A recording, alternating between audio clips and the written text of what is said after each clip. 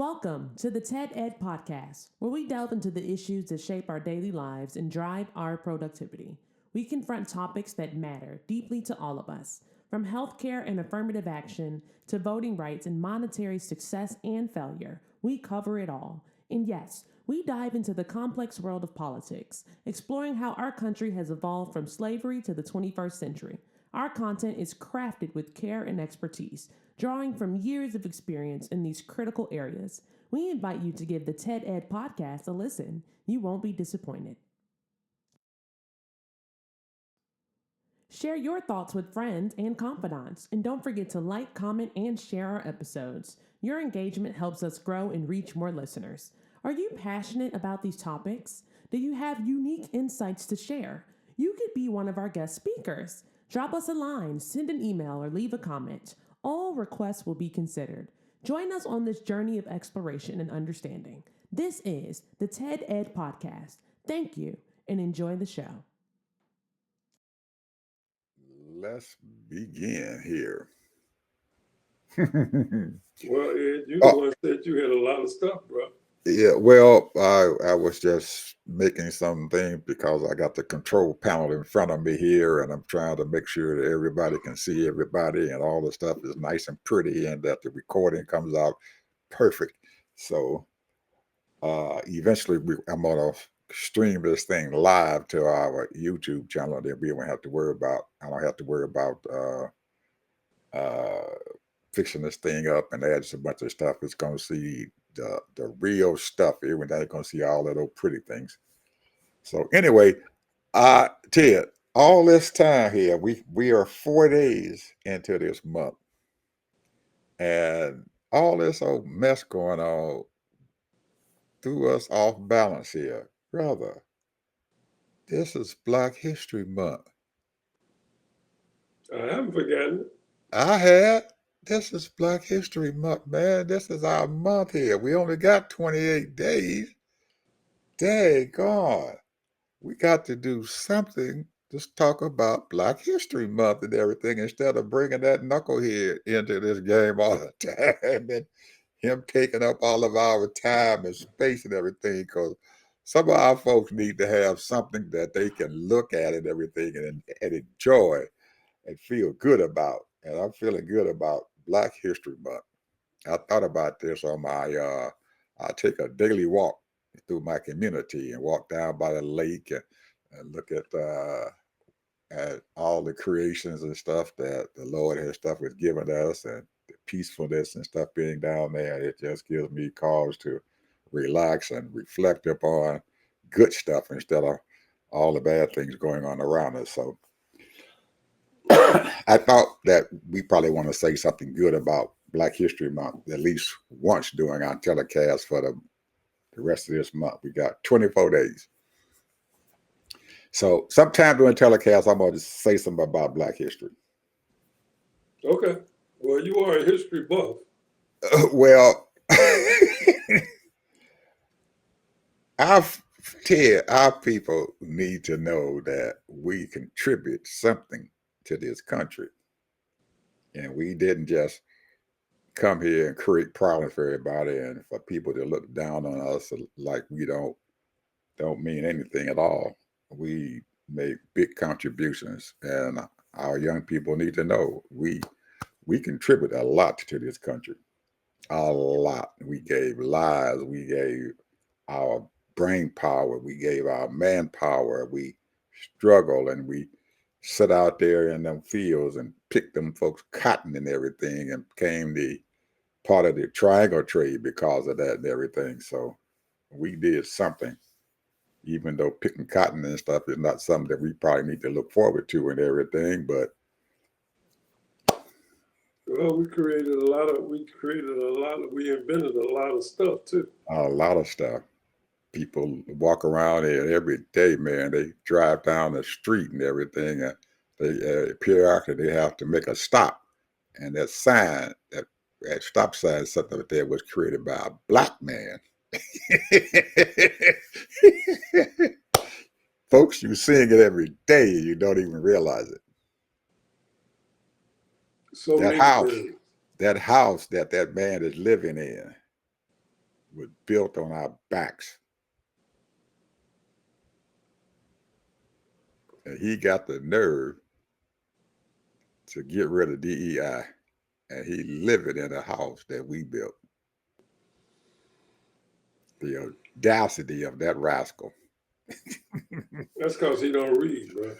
I know he don't. I have no idea, and people need to know that this guy is ignorant, and you guys need to know that.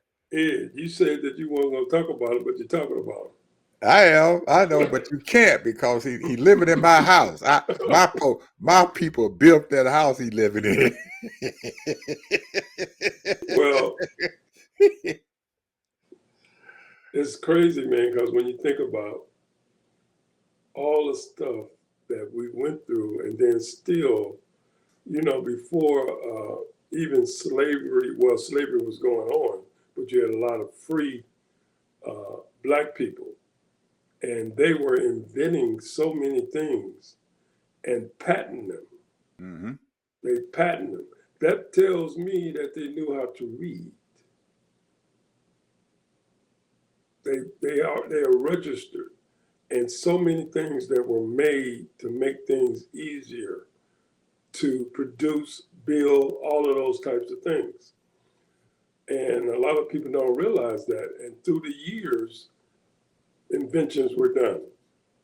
You got people that things that go up in space was invented. The reason why we have computers was invented by a black man. I mean, the people don't understand.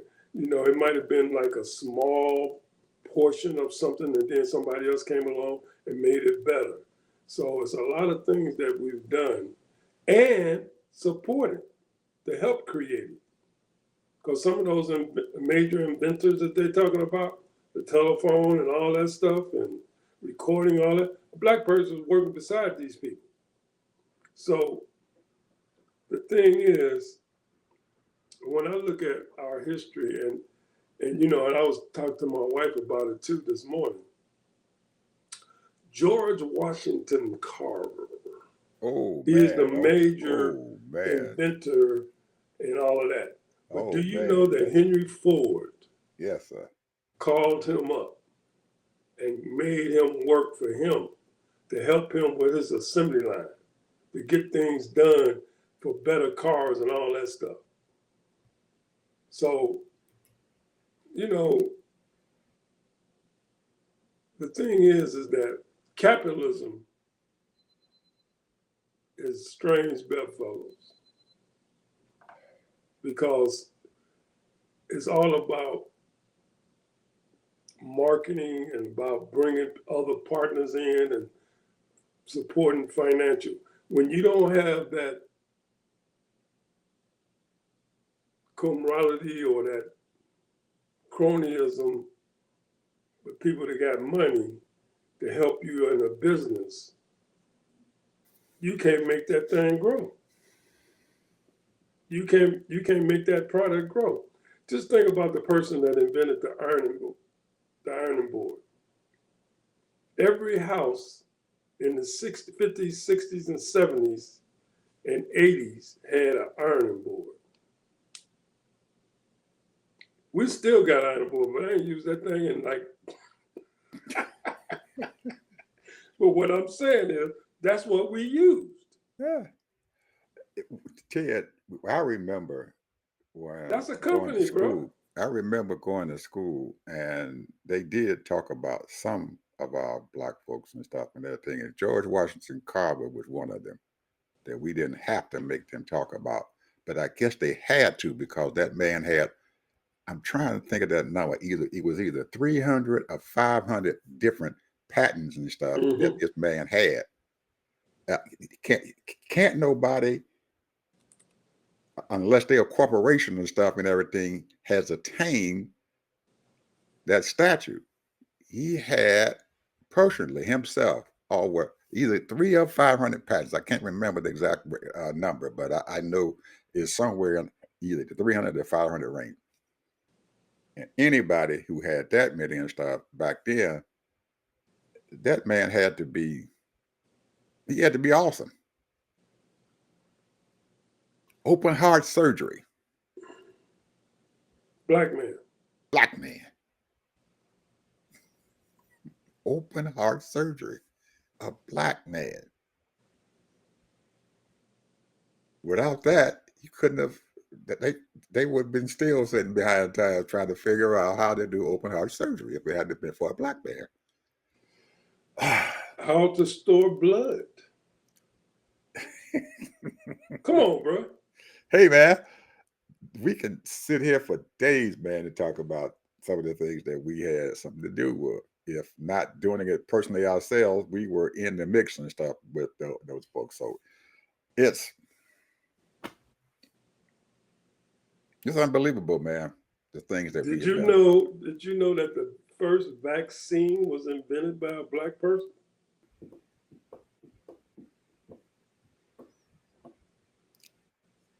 These people, these new Americans that only been here for less than 100 years or 50 or 60 years, right? They have been programmed so much and negative with these, I don't know what you call them. I hate to say, put them all in the category of the Southern people, but these white supremacists have did their job, man. They marketed us as lazy, uneducated, good for nothing, all of that. Do you know, I'm going to say this, and this right here is below the belt, but I'm going to say this. Here's the thing. Back in the 20s and 30s and 40s, cocaine and heroin was highly used in drugs. Everybody used it. It wasn't against the law. Mm-hmm. And when black folks started using cocaine, they noticed that. And so what they did was they started labeling black people as drug dealers or drug addicts and stuff. And so they made it against the law. At first, it was widely used because, they used cocaine, Coke, Mm-hmm. Coca-Cola. Mm-hmm. That was one of the ingredients. They use it as a painkiller. Yeah. They used it as a painkiller. And they call it laudanum. They call it laudanum. People used to sniff it all the time for years. Mm-hmm. So the thing is that, but what they did was they put it out there. They got billboards and everything all about it, because if you go to the Black History Museum in DC, which I did, they show you all that history. How they negatively pictured black people. We used to think, and I'm just saying me, maybe you didn't, but I did eat my share of watermelon. But I didn't eat it in public. But what I'm saying is they made it a negative thing to eat watermelon. And watermelon is one of the most effective ways of hydrating yourself. I used to eat watermelon all the time, bro, especially out there in Hopkins. In the summertime, yep.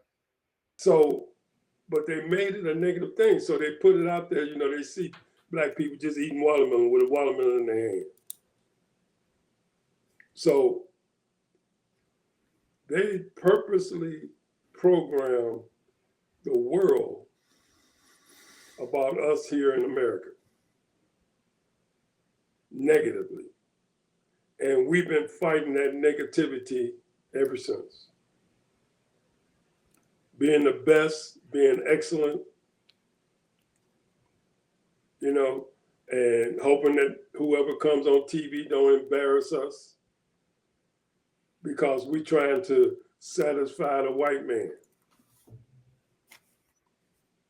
That we the best tap dancers. Remember, tap dancing was a style and people loved it because, whatever. And then, hoofing and all that stuff, that was a thing in the hood. Or I shouldn't say hood, but in our community.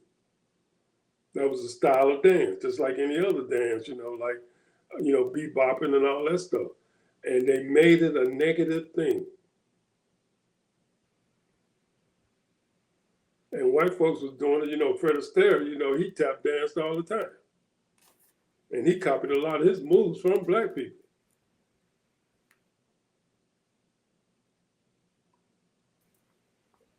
They labeled jazz as a drug music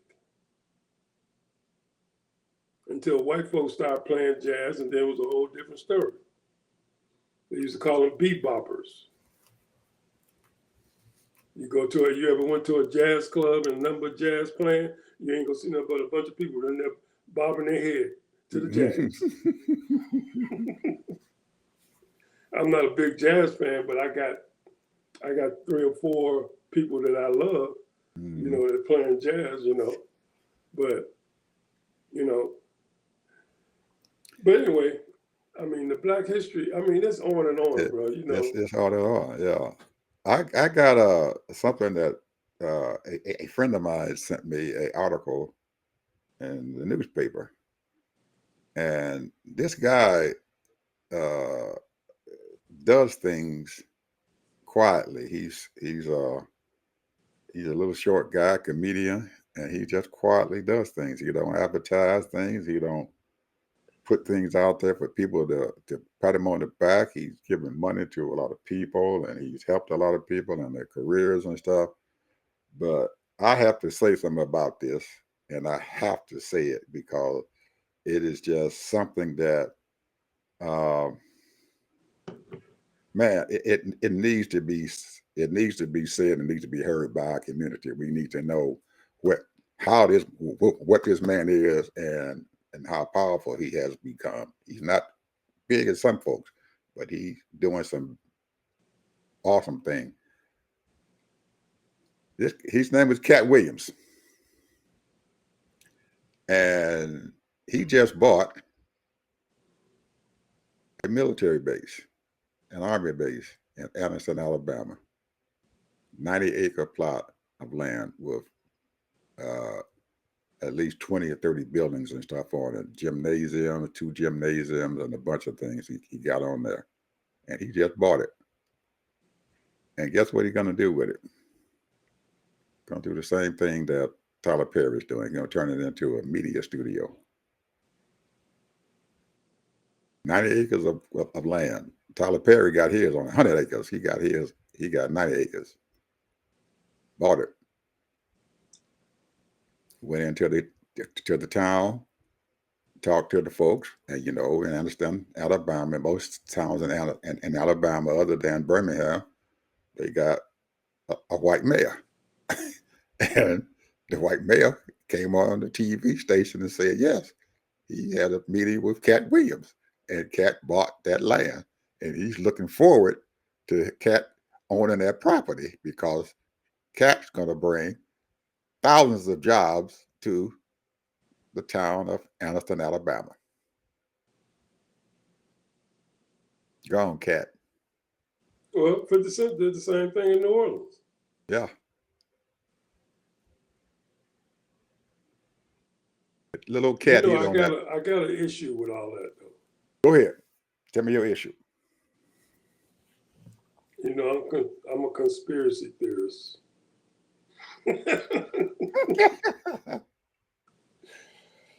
Here's the thing, bro. We know media. People love to be entertained. America loves to be entertained. We love our movies. We love our sports. We love our concerts. All of that. We love our gaming. We love our gambling. All of that stuff is part of your entertainment. And, the doors are open to a certain degree. And I'm going to say that to say this. Now, when you think about making content, when you're making content, that content has to be sold to distributors. Who runs the distributorship? That's the question. Now, if you produce something and you're the executive director, you get a check. When you get royalties as an actor, you might get 2 or 3 checks, and that's it.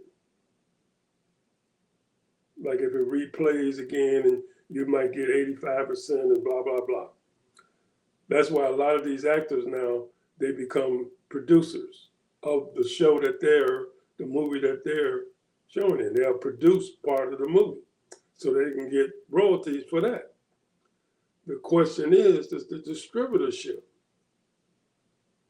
Those people that's distributing and those people that has those advertising hubs that get the advertisers to advertise for this movie. That's where the money is. You produce the product, but those people are making money all the time, and I'm talking about big money, because they're selling those advertisers to buy this product on TV, on streaming. Because on streaming now, they don't just stream the movie by itself, they got advertising now. So they got the ends with these corporations to buy the advertising dollars. So they set up those commercials and they say it's gonna cost you this and that. We got 30 million people that's gonna be watching it. It's gonna cost you such and such and such. And then those people, those producers only get a certain percentage, 10%, 5%, I don't know. But the people that's making that money is those 2 people, the distributors and the people that's getting these advertisers. So you can produce all you want. That's the reason why have you seen the Indian project? They call it the India Project, but most of those films come out of Africa. They're doing the same thing over in Africa. They're making hundreds of movies. And they replicate those things. A lot of it is replicating from American lifestyle, but at the same time, they are using some African kind of things to do it. So, but who's distributing it? Who's directing? Who's producing? But they're putting all kind of content out there because they have ran out of creativity, bro. They don't have no creativity. These sorry Lifetime movies that they're making, they're the same kind of movies. They're looking for content. They're looking for stories. And we have thousands and thousands of stories. Anyway, so he, more power to him, I believe Katt is he's gonna make money with that studio, just like Tyler Perry's making money with his studio, and they're putting out content. And I believe that they may not be making all the money, but they're making a nice little buck off of what they're doing. More power to him, I I'm happy for him, I don't think Katt did it and stuff and everything without the idea of making some money, and also to help some of those comedians and stuff out there who need to get started and everything, because comedic content and everything is just as important as a movie or a TV show or whatever, making people laugh.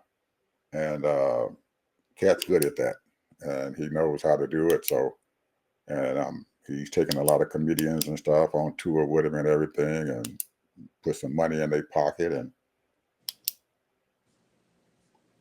he's doing some things out there, and I was kind of pleasantly surprised to see. Well, he's a very, very, very smart person.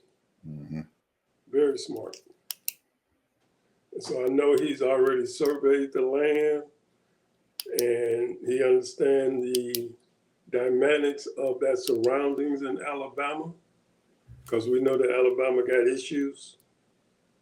So I'm sure that he's weighed all of that in there. So the thing is, how many people are going to want to travel to Alabama? Ooh, well,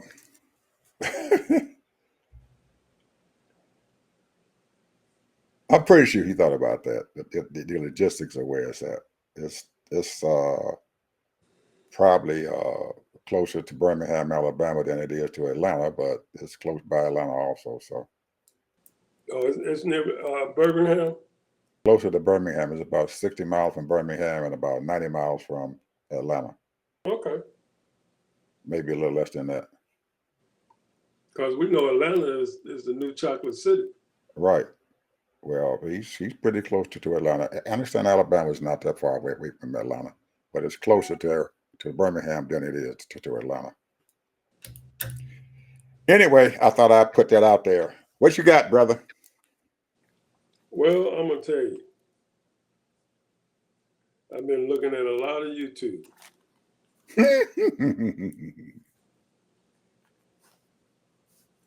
Ed, have you ever heard of, I'm sure you have, buyer's remorse? Mm-hmm. That's what's going on right now. You got some people that's still trying to hang on. This man is getting ready to rape the nation. He gonna take all, he want to just spend this money any kind of way he want to. He gonna get his share. His buddies gonna get their share. He gonna rape the nation, and he gonna fire 500,000 federal workers.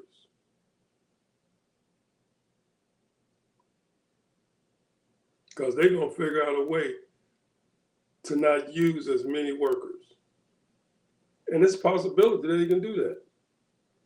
So these people's services, on all the services they want, the veteran services, the handicap services, they're talking about right now, totally closing down. You got to go through Congress, the educational system. Closing it down, bro. I forget what their budget was, but it's over 100 billion. That's chump change for the United States. So, I don't think they got no more than 20,000 workers, if that many. They want to cut it down to 2,000. They'll keep it open, but they're gonna shut it down, bro. But they don't realize most of that money goes to these people with autism. People with disabilities. All these schools, because that's where that money goes to. Most of that money goes to. And they give some grants out and all that kind of stuff and scholarships. But most of that money goes to these people that can't take care of their children. Their children is in wheelchairs for life. And they want them to go to some kind of environment and go to school. When I used to substitute teach, they demanded that they put those type of people in the classroom that was in wheelchairs. And then they had another person take care of that person, drive them around. Used to have 2 or 3 wheelchairs in the classroom.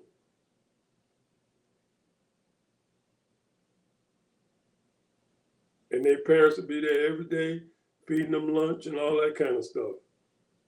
Then they have the caretaker take them to class. That's what those programs were for. So we'll see. Because it's gonna be some mad parents, because there's a whole lot of children that's under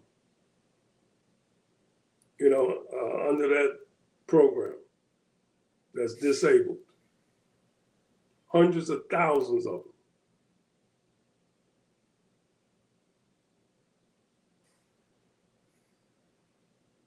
So, and then here's the big thing that I can't understand.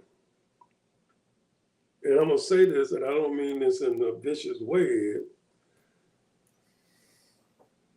but it is kind of vicious. Because these Latin people, majority of them voted for Trump. They weren't even thinking about their fellow Latin people. That's undocumented. I can understand they saying, well, we want them to go back to their own country that's criminals. I can understand that. But they shipping anybody and everybody. They shipping their friends, they shipping their relatives that came over here undocumented. And the videos that I saw, man, it was so many people crying the blues. Unknown caller. He wasn't supposed to be sending. My uncle been here for 10 years and working. Well, Ted, I guess it's like you said.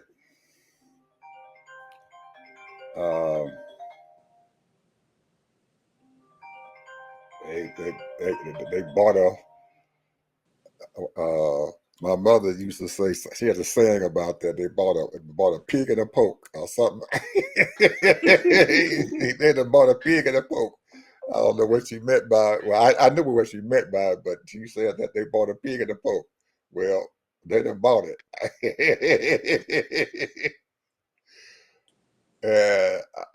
I'm sitting here laughing about it, but it's sad that someone tried to tell them that, hey, you don't know what's getting ready to happen here. And these people and stuff, they are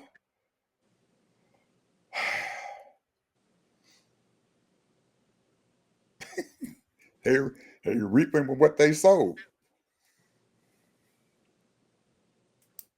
And I know I've said it once before, they are low-hanging fruit. And they're getting the low-hanging fruit because it's easy to get. The fruit that's hanging down low, it's easy to get. But the stuff was on the top of the tree a little bit harder to get. So if you low-hanging fruit, you don't have a whole lot of fight in the game. At least I don't see it. There's nobody out there that they can look forward to help. Because you got a whole lot of folks and stuff in this country who did vote for them, who thought who aren't in that category, saying, yes, get them out of here. So there is no resistance from anybody. That said that. Their own kind. And then you had the other kind that wanted them to get out of here. But the point is, that might be true in the big cities. But you got these people all over the country that's working in the fields, working in meat houses, chicken houses, beef houses, all kind of stuff.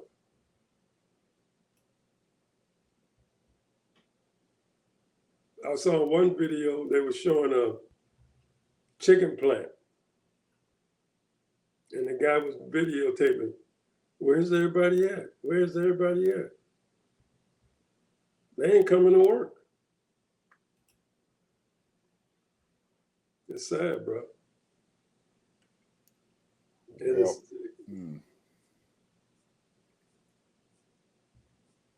it seems that I have a thing that happened when my phone rang on me because my system and stuff and everything is set up for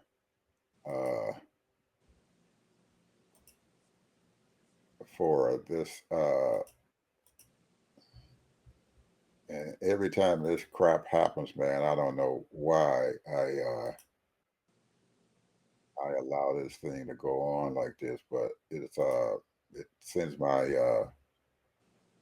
Bluetooth headset to do some crazy stuff.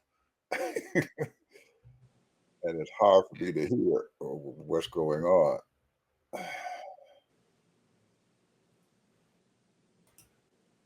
So go ahead, Ted. You can say what you got to say, man. I'm gonna have to stop my phone from coming on at all. Can you hear me? I can hear you. Yeah, you can hear me. Oh, okay. Well, I'm gonna have to stop my phone from doing some things because it does not. It acts a purity fool when I have when someone comes on and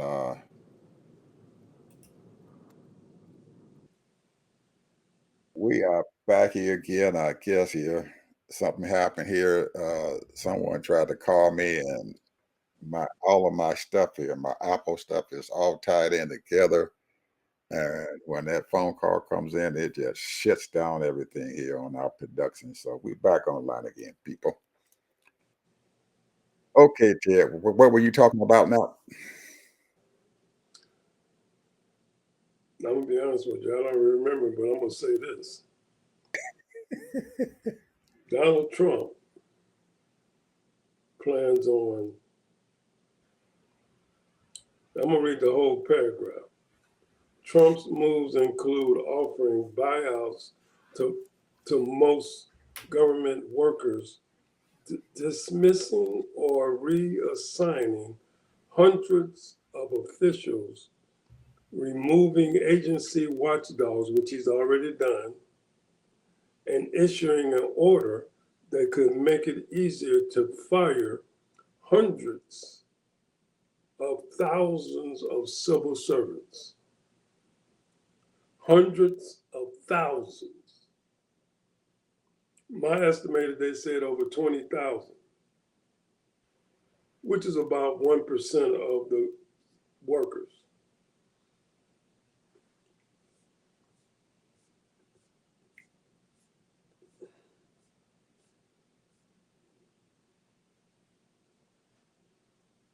And I understand that they said about 20,000 people already accepted the buyout.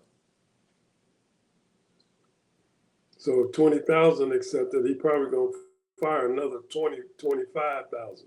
So probably about 50,000 people is going to be leaving the government, if not more. Now, we know that the government is too big.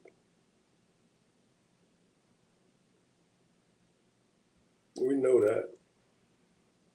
We know that a lot of waste is going on and has been going on for years. And these subcontractors and contractors,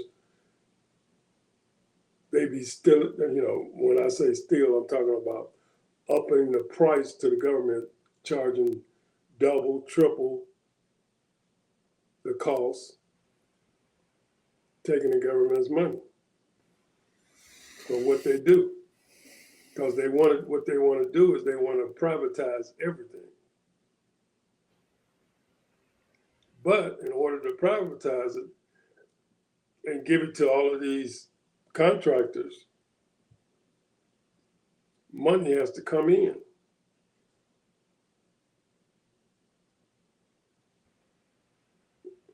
What kind of money if they're trying to down? He already said that he's going to get rid of 80,000 IRS people. He went in and they had a simple tax thing that was free for people, short term. Elon Musk shut that department down. I don't know how many people work there, but he shut that IRS department down. Where you can call in and you can get a short form and get it done for free. He shut that down. People now are concerned, are they going to get their refunds? It's a mess, bro. He gonna revamp, it already said that he's gonna revamp Social Security and Medicare and Medicaid. So now nobody knows what's going on. And when they had that aid shutdown, the foreign aid, Mm-hmm. now I'm trying to figure out how come they weren't out there when Kamala Harris was running and saying all of this. They knew that this is what that man said he was going to do. But now he's done it. Now they're running all out there making press releases and hollering and screaming and this ain't right, this is against the law and blah, blah, blah. You're going to hurt hundreds of thousands of people, going to be without food and without Medicare and all that stuff. And they hollering and screaming about aid. I don't get it, bro. Where's their priority? This is what the American people is probably saying right now. They was out there on the Capitol steps, had a big rally talking about you can't stop this aid. They asked Rubio, he said, well, who's in charge of releasing the funds? And Rubio said, I am. He said, I got somebody doing it for me. And they tried to ask him, well, who is it? He didn't answer the question.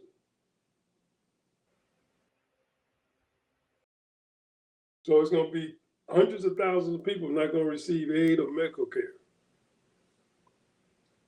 And they're used to getting that money.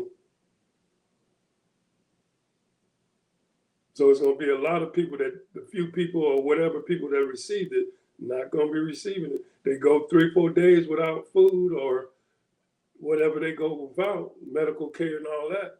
There's going to be people dying.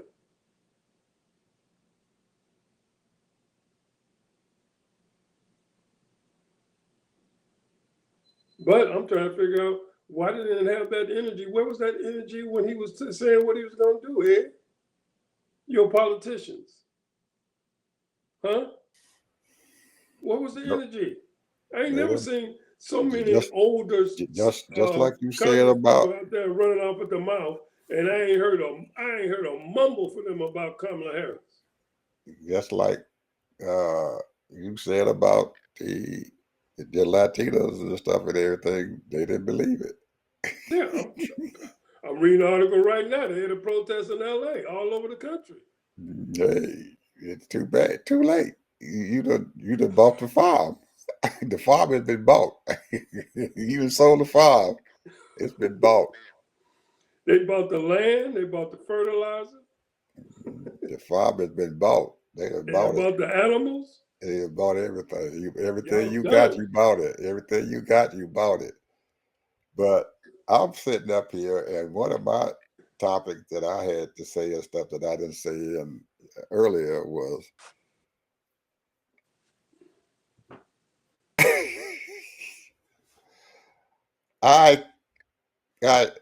I didn't know that this thing was going to transpire like this, but I did know that he was not going to enact no tariff on Mexico and Canada. As soon as the stuff started hitting the fan, he capitulated. But as usual, they allowed him a little bit of grace and said that, okay, we're going to negotiate your troops coming to the U.S. border and help to curb the fentanyl coming into this country. Now, anybody, Ted, that got any sense that has been looking at this stuff even back 2 years ago would have known that Mexico already got the military on the border. They're already there. They're already there. They're already there. So they just gave him an out so he can rescind that bull crap that he was getting ready to start, because all the people out there that told him you can't do this.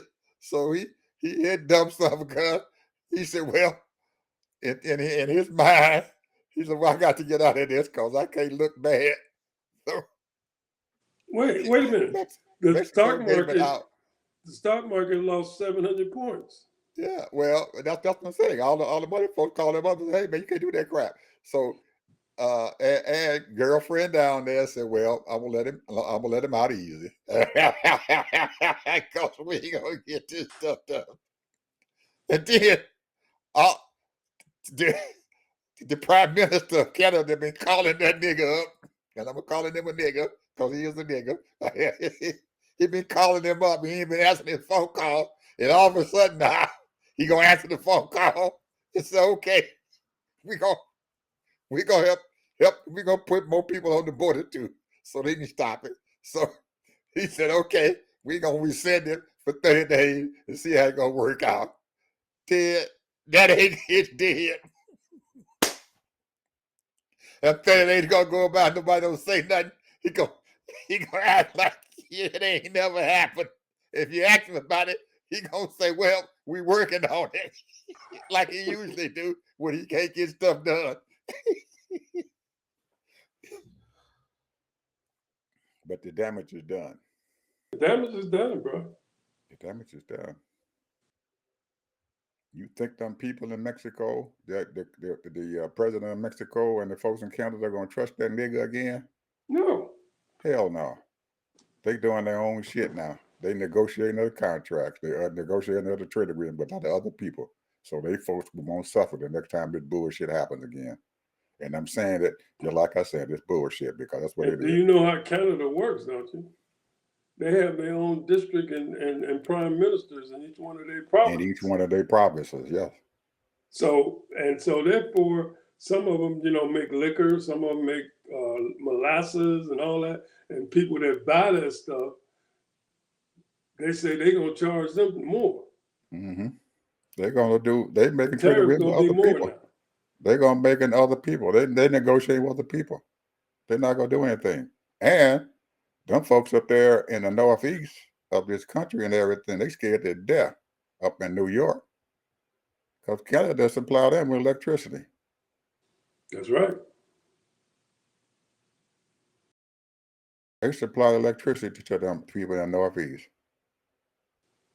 Now I don't know how true this is, but Saudi Arabia said they weren't going to increase the oil. Okay. That's fine. These people, not only in the United States, in the world, going to have to realize that Saudi Arabia is changing their whole economy. They done going into other entities and stuff, other financial entities and stuff to help bring money into their pocket. They are no longer dependent upon oil to keep the Saudi kingdom alive. They got enough investments. They got trillions of dollars worth of investments out there, and they don't even know what these investments are at. It's so many of them, and there's so much money coming back into their coffer that they don't have to depend upon oil anymore as their income. So they don't care if the people out there in the world and stuff don't get any oil. But guess what? One of the reasons why he letting Putin down, and they just now started saying something about it, Ted. Ukraine is rich in natural resources. Absolutely rich in some of those daggone minerals and stuff that these companies and these corporations and the United States need. I mean, they are rich in it. Not only do they produce all the wheat and the grain and everything that takes care of the whole part of Europe, they got enough natural resources and stuff there under their ground that man is negotiating and stuff and telling Trump, you got a chance to come over here and get some of these natural resources and stuff, but you're going to have to put some money in our pocket. And that old fathead rascal and stuff finally starting to realize that, man, this might put some money in my people's pocket, because there's a whole lot of companies over here in the United States and stuff. They need the minerals that they talking about that's underneath that ground there in Ukraine. And if Russia gets it, they ain't gonna have it. So their incentive and stuff in there is to say, maybe we can negotiate over there and get some of those minerals and stuff back into our country. That boy playing he playing a good hand of poker, buddy. He got a hand of blackjack going on, but he might win. That's absolutely right. It is unbelievable, man, the amount of power and stuff and everything that this man has relinquished and stuff and everything to these people outside these borders. He didn't relinquish a whole lot of power, man, that the United States is never going to get back. They're going to pay hell trying to get that stuff back. Well, here's the thing. The reason why what you just said, until the American people unify, until the American people come in unison of what this country is all about, and what it's supposed to be all about, freedom, justice for all. And they're constantly bickering about little culture stuff. And I mean, yeah, some of that stuff is over the top. But the point is, some kind of way you're going to have to work this out to say, okay, we got to deal with these LGBTQ people. We got to deal with these Black people. We got to deal with these Latino people. Until these American people realize that you have to realize that we cannot be in war or opposition of everybody in the world, because we depend on so many other people. A lot of people depend on us, and one of the major reasons why they was dependent on us is because of our military strength. Mm-hmm. We got over 700 bases around the world to try to keep the peace. Well, we're getting ready to lose one. What's that one? The one in the Philippines. Really? They're kicking us out? That knucklehead Rubio went over there and threatened the president of the Philippines. So that man said, because he had already negotiated with Biden and stuff and everything, that they wasn't going to sign no more agreements with China to be a part of their hemisphere and stuff over there. They were going to leave their agreement that they have with China alone. Rubio then went over there and told them that they better not do it and stuff. And Trump sat down there and said, yeah, they better not, if we're going to send troops over there. Like he said, he was going down in Mexico. The president of the Philippines said, that's what y'all going to do? You guys got a base over here and everything, and you're going to have to get it out of here.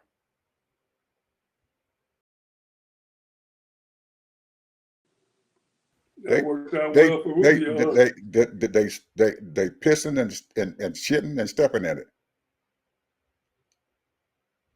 He said, man, so you're gonna treat us like this? You got to get this base out of here. You are no longer gonna be able to leave this base over here to protect this whole region and stuff around here.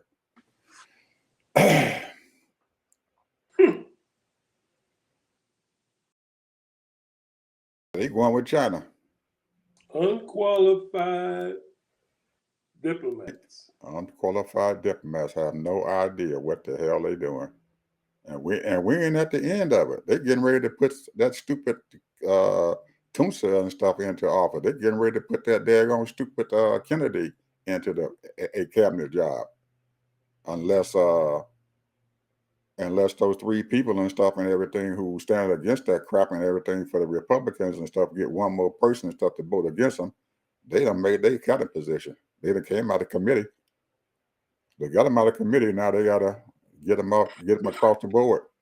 So, it's going to take at least one more person other than McConnell and those two women. If they can get one more person and stuff, it's all over. They ain't going to be able to get them into the cabinet position. But I don't believe they got enough balls to stop them, knowing that they unqualified. And they know they unqualified. Them Republicans know they unqualified. They ain't none of them said, hey, quiet as a rat peeing on cotton. They ain't said nothing. They just voted for him. Sent them on through. And they done sat down there, and the Democrats and made them look like fools, that they know that they ain't qualified for the position, but they running them through anyway.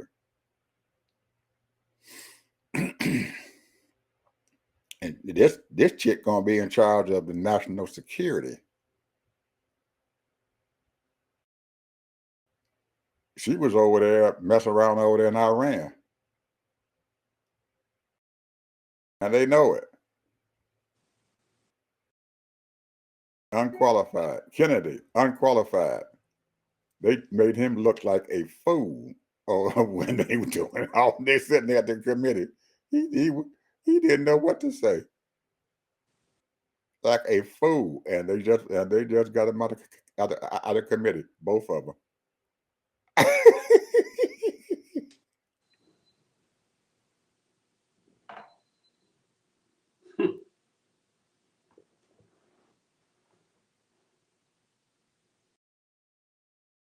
And out of all those folks and stuff, Ted, really, I thought Rubio was probably the most qualified.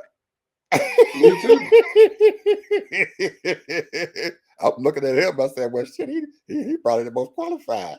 And we're thinking that he's gonna be the adult in the room. He's been in government. He's been in the politics. He's been in government. He's been a Republican in the Senate and stuff for 2 terms now and everything. And he ought to know a whole lot about what's going on out there in foreign affairs. But he just going out there and he's stepping in it. It went down in Panama and pissing them people off down in Panama. They don't know what they're doing. They have no idea about negotiating nothing outside this country.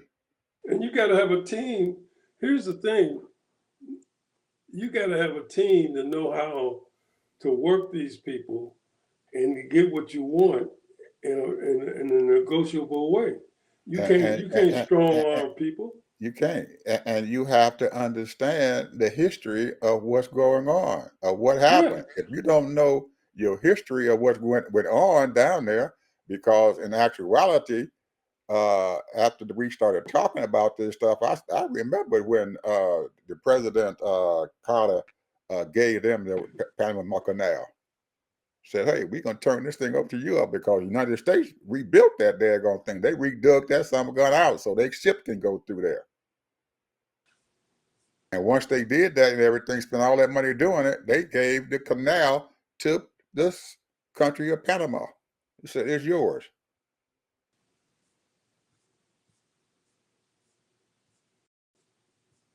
And now he's gonna come down there and break that daggone agreement and tell them, "Y'all can't have this ours." It's too late, brother. Those people own it.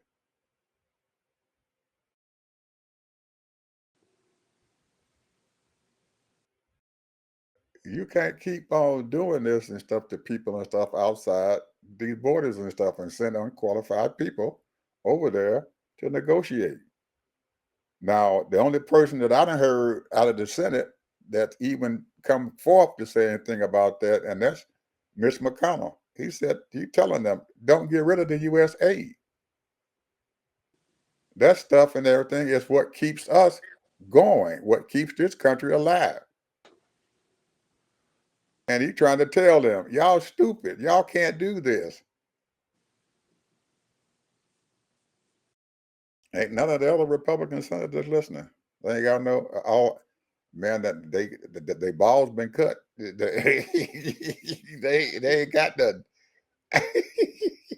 They just give it up, sell it out. The country that they swore up and down that they were going to defend. You done gave your country away.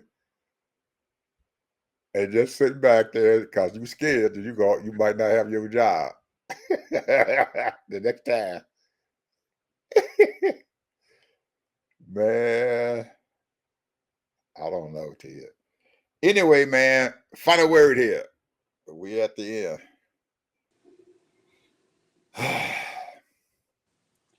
Well, I'm gonna say this. I'm gonna talk about the Grammys. I watch the Grammys every year. Oh man, don't say that. No. Well, I hope you ain't saying what you get ready to say, but go ahead. No, I'm not gonna talk about it. You talking about Kanye's West? Oh yeah, don't talk about him, man. That was some stupid stuff there. Go ahead. As long as you ain't talking about him, man, that's fine. I don't care. Anything else is okay. But I just don't. But I got shown that crap, man. I couldn't even look at it. I said, "This has got to be the most stupidest thing in the world and everything." But I think he did it to humiliate white folks. He just did it to humiliate them. He using her as a symbol of white folks. How he can a black man can do that to white folks and make them do anything he wants them to do. Go ahead, man. It's in your corner. Well, I wasn't going to talk about it, but the thing is that I didn't know Beyonce had won 35 Grammys. This is her first album of the year. She's been nominated a number of times. A number of times and have not won. And she won it on a controversial album, which was a country album. Now, I don't know a lot about country music, but I've listened to it because I had to. I'm on, sometimes you go into a part of the country that's all they play is country music. And some of it is good. I used to like, Willie Nelson and Charlie Pride and a couple other players, singers and stuff. And some of them had some pretty good music. However, I'm trying to figure out, isn't there a lot of white jazz bands and blues bands and white guys singing soul music and, and you had a little uproar about some black folks, but music is music. And different styles and genres is different styles and genres. People should be able to cross over anytime they want to. That's just my opinion. If it's a good sound, it's a good music, and you like it, hey, and you know how to sing that style of music, that's fine. So I don't have a problem with it. I'm trying to figure out what's the big beef. Maybe the big beef is because she sold millions and millions of albums. Maybe it's a money thing. No, it wasn't a money thing. It was the fact that most of the white people didn't want to see no black woman winning the country music songs within country music stuff because they got to have they Tammy Wynettes and Patty whoever they is, all them white women got to get the award. They can't give it to no black woman, but they just had to do that. And I have to give Beyonce credit that she didn't stop after the first couple of times and stuff and say, well, damn it, I ain't going to even try no more. She just kept on going at it, kept going at it, and kept going at it, and kept going at it, and letting them not nominate her or give her the award. But she kept at it. She said, I'm going to make these people give it to me. One way or another, they're going to give it to me. I noticed what she was saying. In her mind, she was saying that they are going to give it to me. I just got to keep on doing that. And each time that she didn't win it, they were being embarrassed. Because most of them that I heard and everything, and most people who listened to it and everything said that they were good.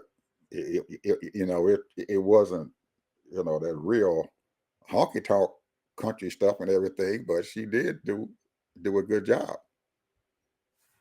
She stuck with it. Well, that's all I got to say. I got to give I'm just saying, the thing is that I enjoyed the whole show, even though some of the music I might not cater to, but they had diversity, and it wasn't as boring as it normally is. It was a little more exciting. They had different people on there, and the one person that took the whole thing was They Not Like Us. Mm-hmm. You know who that is? Mm-mm. Ain't his name Glover, or what is his name? The guy that's saying They Not Like Us. I don't even remember his name, but he won, I think, 2 or 3 Grammys for that song. Song of the Year. Mm-hmm. I'm trying to think of his name. I know you're talking about because he did a movie with Rihanna. Man, Donald Glover. That's Donald Glover? Okay. Yeah.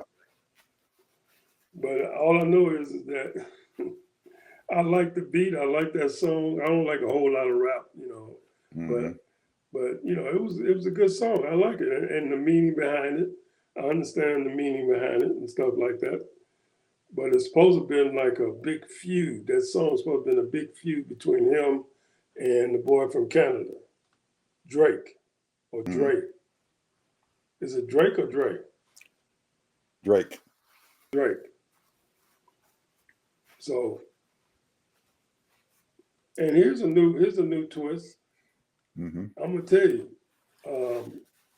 Damn, I can't remember the lady's name now, but one of the rappers had an award that was given to a famous singer, and I'm trying to think of her name right offhand, but man, she gave a speech on DEI. They said that they was bashing that old boy and stuff real bad, man. I didn't listen to it, but they said they bashed him. Almost every person that walked up there on that stage was Woo! bashing him. They did, man. They was bashing that old boy real bad. But like I said, the overall show was pretty good. I enjoyed it, Yeah. and so they did a good job. I think it was, they was very Yeah. versatile. They had all kinds of music and different presenters and what have you. It seemed like America. I'm gonna put it like that. Well, my final word is that I'm hoping that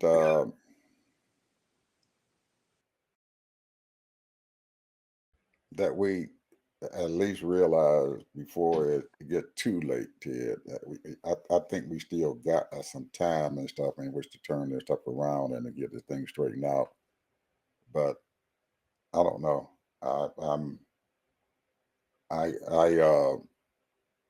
look at our Democrat folks and stuff and everything, and man, I just wondering and stuff and everything where y'all balls at too. Let's do something. If we didn't, even if it's wrong, do something. That's what I'm thinking. You got other people out there and stuff who are fighting and doing what they're supposed to do. I see the part of the Jewish community out there is putting up a real fight, man, against Elon Musk. Now, that main Jewish organization is not the APAC or whatever it is. They kind of stand their office and stuff to it, but there's a segment of Jewish people and stuff out there that was really pissed off about that Heil Hitler crap that boy did and everything, and they are really on him, and they're going after Google and Apple and all of them, telling them that they're going to pull their advertisements and stuff and everything, their money away from those people if they don't do something and stuff about this guy and stuff and what the heck he's doing. So there are some groups and stuff out there fighting, and as far as I'm concerned and stuff, those Jewish folks and stuff got a lot of power and a lot We of know money. that. Yes, sir. A lot of power and a lot of money. And if they start pulling their stuff away from them, it can have a whole lot to do with them folks' bottom line. So I'm pretty sure that some of them people are going to start backing off and saying something and everything to try to get that son of a gun away from there, because I can't understand how those Republicans and stuff can allow somebody who's not even a U.S. citizen and stuff and everything to come in there and take over this daggone country and do what the heck he's doing. So that's my spiel, people. See you guys tomorrow. Have a beautiful day.